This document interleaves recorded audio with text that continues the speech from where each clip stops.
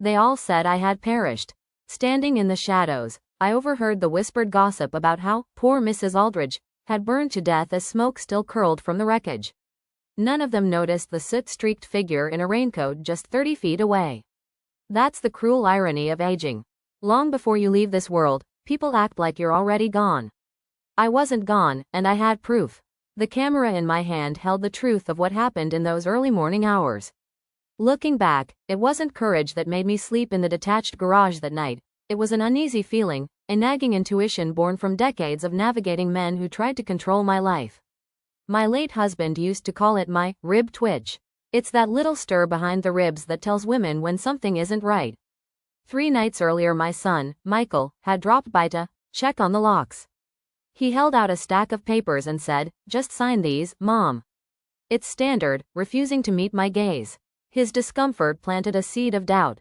That night I set up my old camcorder on a shelf in the garage. I told myself I was being overly cautious, but part of me knew I needed proof, just in case. So on that humid summer evening, I traded my warm bed for a creaky cot and an old oil heater among boxes and tools. I locked the door from the inside, poured coffee into a thermos and tucked a blanket under my chin.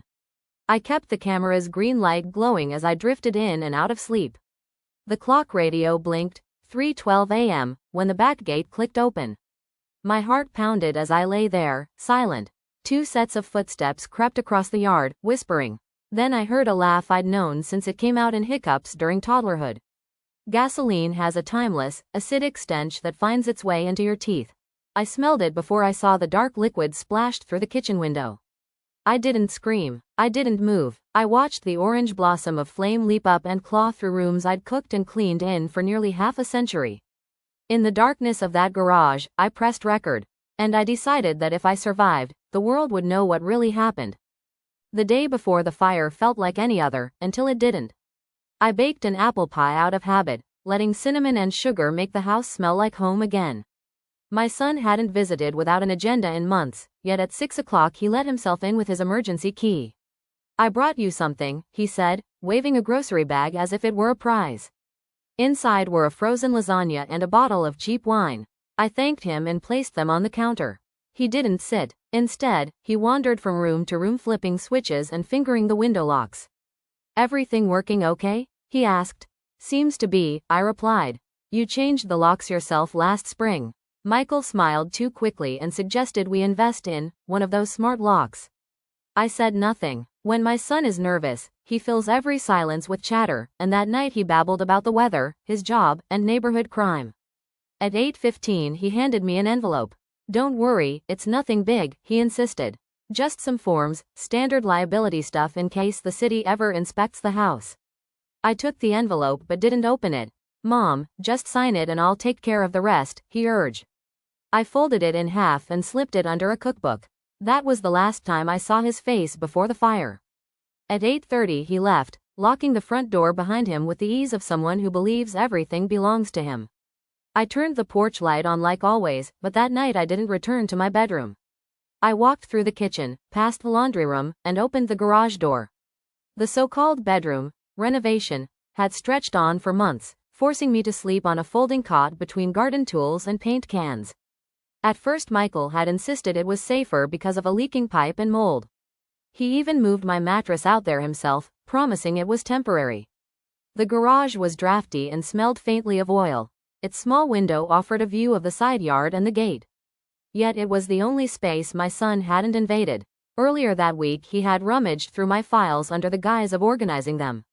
"Where do you keep your documents?" he'd asked, trying to sound casual.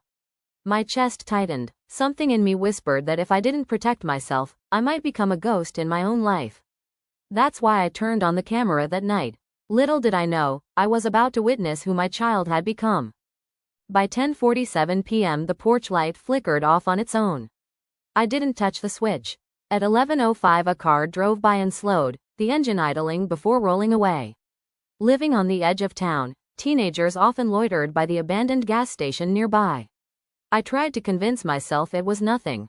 Around midnight I lay down fully clothed, the camera perched above, its red recording light a tiny sentinel in the dark. I wrapped myself tightly in the blanket, willing my breathing to slow. When the back gate finally creaked open at 3:15 a.m., I was already awake. Two figures moved through the shadows, speaking in hushed tones. One of them chuckled, the same giggle I had once soothed with lullabies. The other voice murmured about gas. I smelled the sharp tang of petrol before I saw them tip jerry cans through the open kitchen window. They splashed fuel on the back steps and porch with the efficiency of men who had practiced. From my hiding place I glimpsed gloved hands and dark silhouettes. One of them lit a rag, then dropped it. The ignition was instantaneous. Fire bloomed, bright as sunrise, crawling across wooden planks and curtains. Glass popped. The living room went from black to molten gold.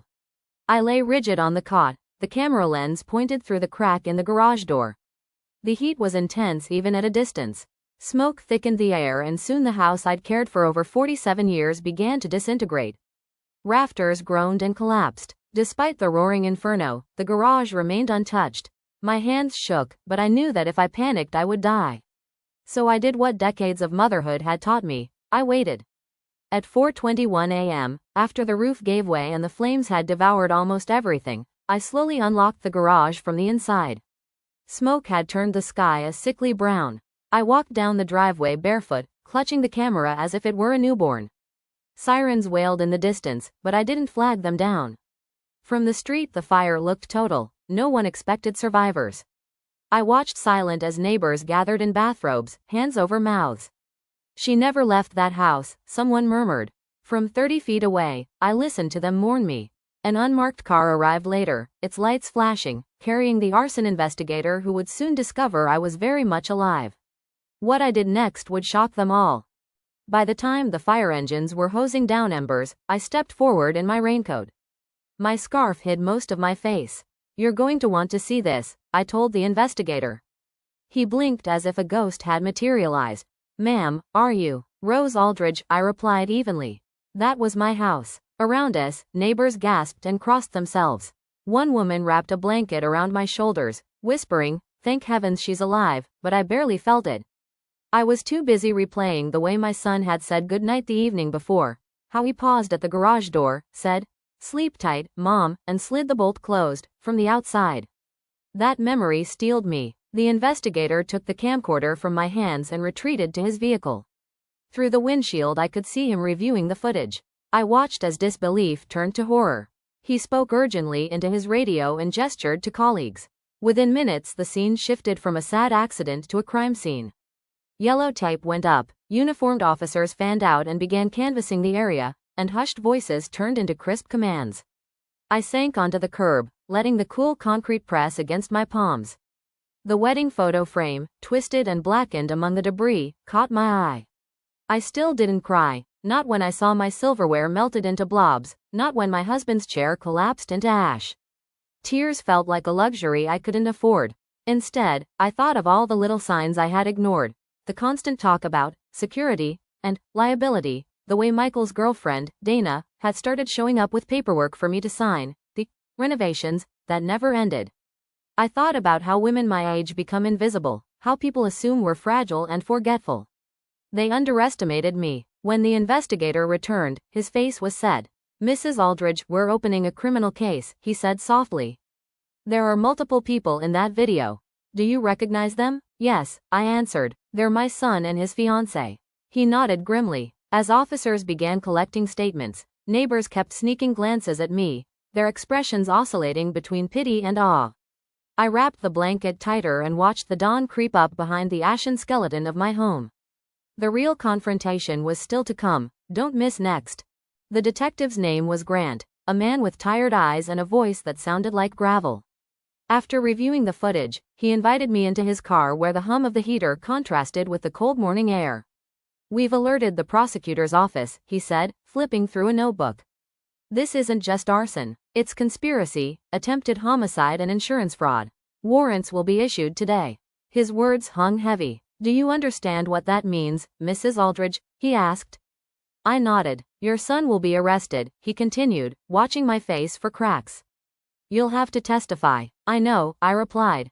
My voice was steady. He hesitated. "I'm sorry," he said quietly, as if he genuinely felt the weight of what he was about to set in motion. "I'm not," I answered. Surprise flickered across his features. Perhaps he expected me to waver, to beg for mercy on my son's behalf. But years of disappointment had taught me what love isn't.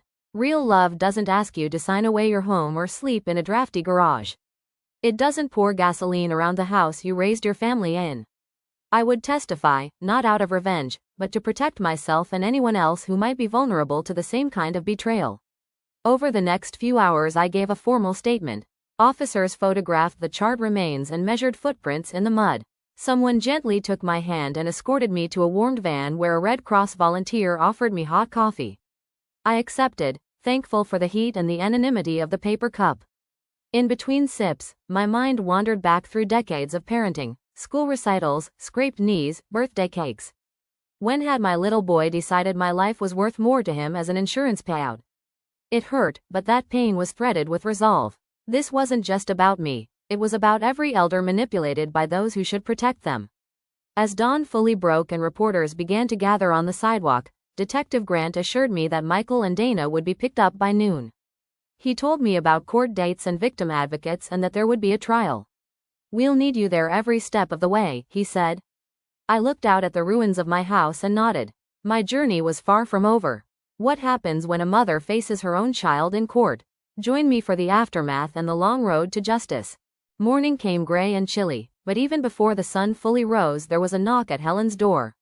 She answered, then handed the phone to me. Investigator Mason's voice was calm. "We picked him up," he said. My son and his accomplice had been arrested around midnight. The preliminary hearing would be within days, and the district attorney wanted to expedite charges.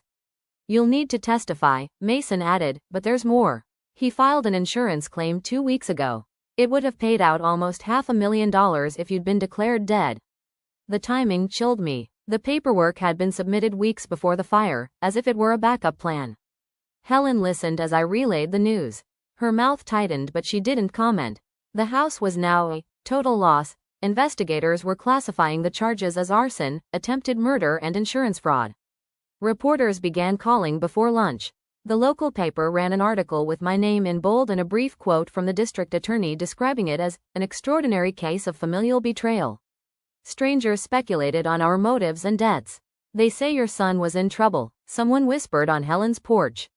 I didn't answer. I was more preoccupied with the realization that Jason had forged my signature on the insurance documents and then watched the house burn, believing I was asleep. That afternoon I sat down at Helen's table and held a cup of tea with both hands, the warmth calming my nerves. For the first time I said aloud, "My son tried to kill me," and felt a strange mix of sadness and clarity. I thought about everything that led to this moment, years of subtle manipulation, the constant talk about safety, the renovations that never happened. I decided I would not let his story drown out mine. In next part, I confront the lawyer who came to make excuses for my son and begin writing the letter he never gets to answer. 2 days later a man in a suit arrived at Helen's. He introduced himself as Stephen Klein, my son's attorney. He wore a cautious smile and carried a leather folder. "Ms. Aldridge," he said, "I'm prepared to issue a formal apology for the misunderstanding." Misunderstanding. The word tasted like ash. I sat very still and let him talk. He suggested that Jason was under stress, that the fire was an accident. When he started to explain further, I raised a hand. "Let me be clear, Mr. Klein. He forged my signature. He filed an insurance claim. He watched it burn. That's not a mistake, that's a plan," I said. His mouth opened and closed. He leaned forward, perhaps to persuade me, but I continued. "I'm 75 years old. I've paid off every debt in my life on dollars and patience. I won't pay to protect the man who tried to erase me." The folder on his lap stayed shut. "This will destroy him," he warned, as if I should worry about his future. "He already destroyed something," I replied. After he left, Helen returned with 2 cups of tea and didn't ask what was said. I held mine and stared out the window, letting the words settle. That evening I picked up a pen and began to write a letter to Jason. I wrote 3 versions before I finally sent it. The first was 10 pages long, a catalog of everything he'd ever done to hurt me. The second was an attempt at compassion, but it sounded like an apology, and I refused to give him that. The third was short. I told him he doesn't get to speak first anymore, so I'm writing this before he can try. I told him I know it wasn't a mistake. I reminded him that I raised him with hope. I mailed it to the county jail myself. Coming up in next, where I step into the courtroom and face Jason one last time. When the summons arrived, its gold-embossed seal felt heavier than paper. I walked to the courthouse alone, my coat buttoned tight, and climbed the stone steps. The courtroom smelled of old wood and disinfectant. Rows of pew-like benches faced the judge's bench. Journalists filled the back row, notepads poised. Jason entered with his wrists cuffed, his hair cropped shorter than I'd ever seen. He looked smaller in the orange jumpsuit, more boy than man, but I didn't let that image soften me. I had written my statement, but the prosecutor advised brevity. When it was my turn, I stood, placed my hand on the worn Bible and swore to tell the truth. The jury watched me. Jason looked at his shoes. The prosecutor played the footage, the same minutes I'd rewatched so many times the soundtrack felt like my heartbeat. When the defense had its turn, Jason's lawyer asked me only one question. Do you believe your son intended to kill you? I looked straight at Jason for the first time since the fire. Yes, I said, that was all. I stepped down and walked past him. He didn't speak. He didn't meet my eyes. I was glad. Outside, the wind had picked up, scattering leaves across the courthouse steps. I didn't feel triumphant, but I felt lighter. No one sent flowers. No medal awaited me. The days passed quietly. Jason remained in custody. The world moved on. The bank rescinded the fraudulent insurance claim, and the payout was cancelled. I had nowhere to live, so I used my savings to rent a small aluminum trailer from a retired man named Walt on the edge of my old lot. It had a tiny stove burner, a leaking faucet, and a bed that groaned when I turned at night. I set it between two saplings where our house once stood. People came by. Some said I was brave. Others called me strong. I'm not brave, I would tell them. I survived because there was no other choice. In the next, how I build a new life among ashes and what it means to shrink but not disappear. The trailer was modest but mine. I planted lavender and tomato seeds in the cleared soil. Bending over the earth felt like praying. I spent mornings sweeping the lot, sifting through charred debris for anything salvageable, an unbroken glass knob, a melted fork, a piece of china. Each item I saved was like reclaiming a memory. Helen visited often, carrying a bag of groceries or a tin of shortbread cookies. One rainy afternoon we sat inside the trailer with tea. Do you miss him? She asked quietly. I considered her question. I miss the space he filled, I said. The second plate on the table. His boots by the door. But I don't miss the arguments. Helen nodded and asked about my late husband, Harold. I miss him too, I said. He was the one who sang silly songs when I was cross. We talked about grief like it was weather. Heavy at first, then lighter but always present. What happens to women like us? Helen wondered. We shrink, I replied. Not in worth, but in presence. Our world narrows. A single chair, a radio, a favorite spoon. Somehow that smallness becomes peace. We held hands, noticing how thin our fingers had become. I told her I used to think women my age disappeared. We don't vanish. We become harder to find, she said. We agreed that we were the last of something. Not in the tragic way people think, but in the sense that we'd lived through an era of full houses and laughter. Now we owned our silence. As spring came, the lavender seeds sprouted small green threads. I kept sweeping the lot and boiling water in my enamel kettle as if doing so could wash away the ashes that still clung to memory. The routine was soothing. Sometimes people would stop and watch me work, then drive off shaking their heads. Occasionally a child would shout, "Hey, it's the lady whose house burned down." I would wave back and go on collecting nails and ceramic shards. Next, an unexpected letter arrives that helps me understand why Investigator Mason took my case so personally and offers closure I didn't know I needed. One morning, after finishing my chores and pouring tea into the chipped mug I'd saved, I found a single envelope on the counter. The handwriting was careful. It came from the state fire marshal's office. Inside was a note from Eric Mason himself. Ms. Aldridge, he wrote, you probably don't remember, but my father died in a barn fire when I was 11. No charges were ever brought. Everyone said it was an accident. That's why I became an investigator. What you did, coming forward, recording what no one believed, standing in court without a single tear for sympathy, reminded me why I started. You didn't just save yourself. You exposed something most people would have buried. Thank you for not staying quiet. Tears prickled at my eyes, not because I needed a reminder but because the note meant someone else understood the shape of what I'd done. I folded the letter and placed it in the drawer of my small table. Then I laced my boots and stepped outside into the cool morning air. New leaves unfurled on the saplings around my trailer. The earth was still stubborn in places, but I dug and planted anyway. Somewhere, down the road, a child laughed. I smiled and returned to work. The world kept moving. Cars passed, rain fell, seasons changed. Life didn't turn me into a hero or a villain, it simply allowed me to keep going. I learned to live in a smaller space, to take up less room without disappearing. If you're reading this, perhaps you or someone you know will have to climb out of a similar darkness. Remember, survival isn't about bravery. It's about listening to that inner twitch and choosing to be seen when others want you invisible. When spring fully settled, I woke each morning to the sound of birds. I would step outside my little trailer with a cup of tea and breathe in the scent of damp earth. The lavender seeds I had pressed into the soil began to sprout, their green shoots stubbornly pushing through the ash-streaked ground. I planted rows of tomatoes and herbs as well, kneeling in the dirt until my knees ached. Tending to living things felt like an act of defiance and gratitude at once. Defiance toward those who wanted my story to end and gratitude for the chance to keep telling it. The letter from Investigator Mason stayed in the drawer by my bed, its words a quiet reassurance that I hadn't imagined the weight of my choice. But I didn't linger on it. There were fences to mend and beds to weed. A volunteer crew had cleared the debris, but the land still held memories. A melted fork, a fragment of china, a glass knob that survived intact. Each time I found a new piece, I cleaned it and set it aside like a relic. Children from the neighborhood began to ride their bikes past the lot more often. Sometimes they stopped and asked questions, sometimes they just watched as I worked. I answered what I could and let them see me sweating, digging, laughing when I stumbled.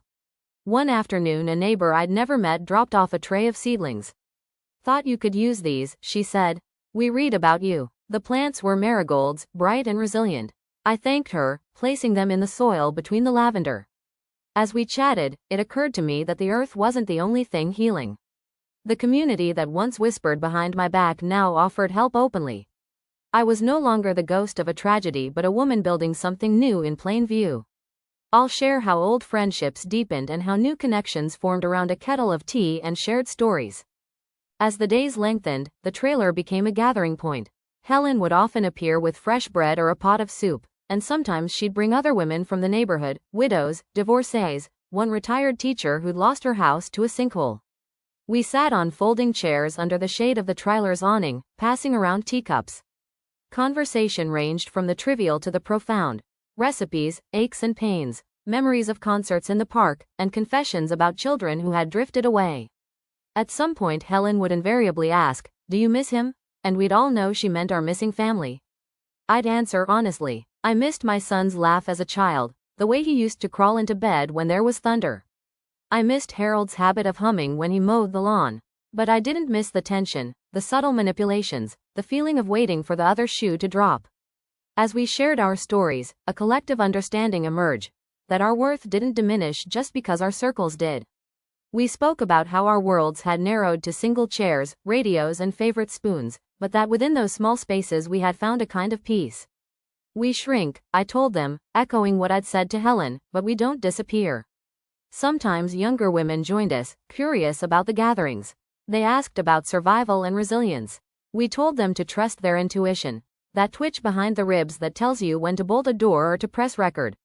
One day a teenager from down the block asked me outright, "How did you know?" I smiled and explained that sometimes you don't know, you just feel something isn't right. They nodded, perhaps tucking away the lesson for later. After that I will delve into the quieter moments alone, journaling, wrestling with forgiveness, and contemplating visits to the past. In the quiet between visitors and chores, I found myself journaling again. At first, my entries were practical, lists of seeds planted, weather notes, reminders to patch the trailer roof. Gradually, deeper thoughts seeped in. I wrote about my father, a man who rarely spoke but whose presence filled a room. I wrote about Harold and our early years in the house we'd saved up for. I wrote about Jason, not just the man who tried to kill me, but the boy who giggled when he tipped over his cereal bowl. On days when anger flared, I let it spill onto the page. I wrote about betrayal, fear, and the complicated way love can sour without fully evaporating. Forgiveness hovered like an unanswered question. The law would handle sentencing. I had already fulfilled my role as witness. But what about my heart? Did I want to see Jason again, if only to say goodbye? One afternoon I walked the 3 blocks to the bus stop and sat on the bench where I'd waited after court. The memory of that day felt distant, but the bench was unchanged. A bus wheezed to a stop, its doors hissing open, and I imagined climbing aboard to visit the county jail. In the end I didn't. Some wounds need to scab over before they can be touched. Instead, I returned home and poured my energy into the garden, trusting that the cycle of planting and harvest would teach me more about release than any courtroom could. When I couldn't sleep, I pulled out the folded transcript of my testimony, yes, circled in bold by my own pen, and read it like a mantra. It reminded me that I had spoken my truth under oath and that the world had heard it. If I chose never to see my son again, it would not be out of cowardice but clarity. In the final, I'll reflect on the lavender blooming and the ultimate lesson this ordeal left me with. Late in the summer, the lavender bloomed. Purple spikes stood tall against the black soil, their fragrance subtle but insistent. Bees, with their fuzzy bodies and determined hums, darted between blossoms. I cut a handful and hung them upside down in the trailer, filling the tiny space with a smell I hadn't expected to love. Standing amid the rows of flowers and vegetables, I realized I had recreated a version of home with my own hands. The trailer no longer felt temporary, it felt intentional. One evening a young woman approached as I clipped herbs. "Are you the lady from the news?" she asked. I nodded. "My grandmother told me your story," she said. "She said you taught her we don't disappear." I smiled, feeling both seen and humbled. It struck me then. This ordeal had become larger than me. It had become a story passed between generations, a caution, a rallying cry, a reminder. The seeds I'd planted were not just in the ground but in the minds of those who heard. As I sat on the trailer's steps at dusk, watching the sun dip behind my modest plot, I considered all the versions of myself that had lived here. The young wife painting stars on a nursery wall, the mother baking pies, the older woman sleeping on a cot in a cold garage. Each version had been someone worth saving. The world will continue to turn, seasons will cycle, and lavender will bloom and wither and bloom again. My son will serve his sentence and perhaps one day try to reconcile. I don't know what I'll say if he does. For now, I am content to tend my garden and to be found by those who